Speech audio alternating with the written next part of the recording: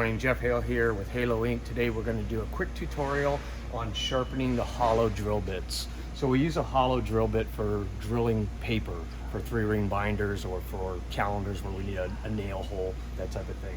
And what happens is that on your hollow drill bit, the very tip of it's going to get dull because that takes all of the impact or the pressure basically. So we have a quick tutorial on how to resharpen it. And this needs to happen about once every half hour to hour of use to keep that bit nice and sharp, make sure that the holes are clean and not shredding through paper.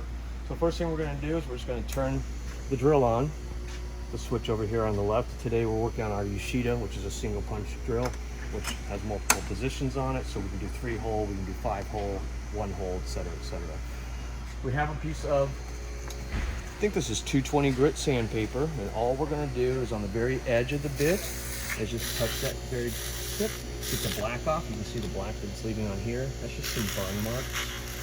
That's the first thing we're going to do. Second, we are going to take our carbide bit here, and very carefully, we want to hold the bit and go ahead and sink it straight up into the drill bit, and just very gently,